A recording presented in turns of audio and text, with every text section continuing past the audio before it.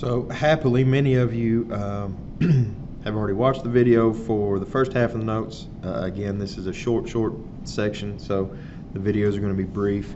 But and you've already started working on some of the problems because several of you have stopped by the room at different points throughout today and asked questions.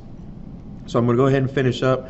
We have two more examples. We're going to do one with verifying whether or not a triangle is a right triangle after plotting its points in the coordinate plane. We're talking about the midpoint formula, and then we're done. And you guys should be able to go ahead and start working on finishing up this homework. The example 3, we're considering 3 points A, B, and C. We're going to plot each point, form a triangle, then we're going to find the length of each side. We want to verify it's a right triangle, and then we want to find the area of the triangle. So let's start off by plotting the points. So the first one we have is the point A, which is at -2. And I did not give you enough room on here to do this, so let's use these tick marks. So there's -1, there's -2, and +1. So here's our point A. Point B is at +2, 3. And point C is at +3, 1. So we have this triangle right here, and we need to first determine the length of each one of the sides. So that's going to go back to the distance formula. So let's first find the distance between A and B. Okay, so that's going to be the square root of the difference in the x values on A and B. So it's going to be 2 minus -2.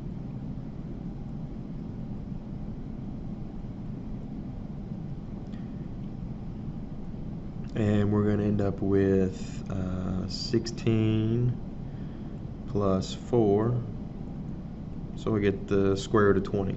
Now, a lot of you today in class, when you were working on these, you wanted to simplify the radicals, and that's great. Go ahead and simplify the radicals, but for right now, when we're trying to verify a triangle, let's leave it in radical form. When we start putting it into the Pythagorean theorem to verify if it's a right triangle, it'll make more sense that way. So leave them in radical form for right now until your final answer. So we've found the length from A to B. Now let's find the length from B to C. Using the distance formula again. So we have 3 minus 2 and 1 minus 3. And that's going to give us 1 plus -2 squared is 4. So we get the square root of 5. And we have one more to check, and that's going to be from A to C. And we have 3 minus -2. And 1 minus 1. So that's going to give us square root of 25. So this is why we wanted to verify these values and leave them in radical form. Let me label the triangle here. The longest side, if it's a right triangle, the longest side has to be the hypotenuse. So that means our two shorter sides should be the legs. And so if we want to verify if it's a right triangle, we would put both the, just a refresher, Pythagorean theorem is a squared plus b squared equals c squared. A and b are your legs, c is the hypotenuse.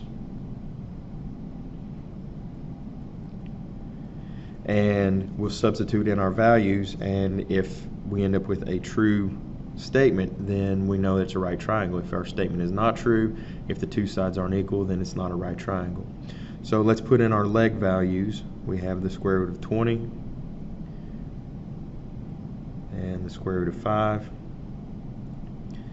and then our hypotenuse is going to be a radical 25. So this is why I wanted you to leave it in radical form, because if you square a square root, square root goes away, so we just have 20 plus 5 equals 25, and 25 does in fact equal 25, so this is a right triangle.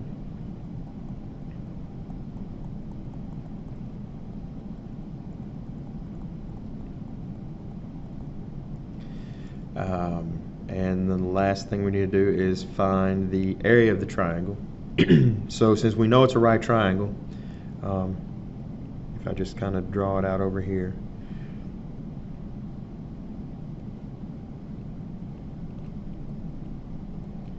remember the area formula for a triangle is 1/2 base times height. And we do know the base is radical 5 units. We know the height is radical 20. And when I multiply these together, radical 5 times radical 20 is the same as the square root of 100, which we know to be 10. So the area of this triangle is 5 square units, whatever the units happen to be. Even if it's not a right triangle, you can still find the area of the triangle because you can compute the base, or the height rather. It's just nice that when it is a right triangle, the area is easy to calculate. So that should answer all the parts for example 3. We plotted the points, we found the length of each side, we did verify it's a right triangle, and then we found the area. So that's all you have to do. There's several problems like that on the homework, or well, I won't call it homework for you guys, it is suggested problems. But like I said, I do encourage you guys to work on these because that's where your quiz is going to come from, and you're still going to encounter them when you're taking tests. So make sure you are looking at the suggested problems. The next thing that we want to look at, so this is talking about the midpoint formula. And the midpoint formula basically allows us to find, if we have 2 points anywhere on the coordinate plane, I won't use the same kind of line segment, but let's say we have some point here and we have another point here. Wherever they're at, they can always be connected by a straight line. The midpoint formula allows us to find the exact point that is exactly in the middle of whatever those 2 points happen to be.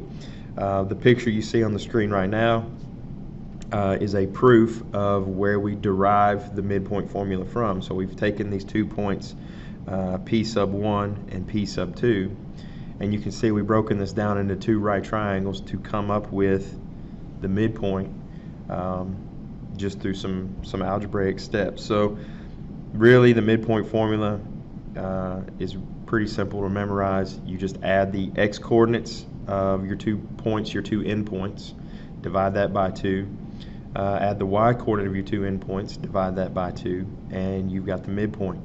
That's all you have to do. So we'll just jump right into example 4, and that'll conclude your first set of notes for this class. So example 4 says find the midpoint from the line segment from P sub 1 to P sub 2. Just to rewrite it down here, midpoint is the sum of the x coordinates divided by 2, and then the sum of the y coordinates divided by 2. So we substitute in what we're given for P sub 1 and P sub 2. We have 3 plus negative 5 over 2 and 1 plus 5 over 2. And with our x coordinates, 3 plus negative 5 is negative 2. Negative 2 divided by 2, negative 1. Y coordinates, 1 plus 5 is 6. 6 divided by 2 is 3. And there's our midpoint, negative 1, 3. So again, most of you have already signed up on Remind. Please, feel free to message me if you have questions. Stop by my room during the day if you have questions while you're here at school. I'm happy to help you guys out any way I can. So that's it. We're done. First set of notes finished. I'll see you guys in the morning.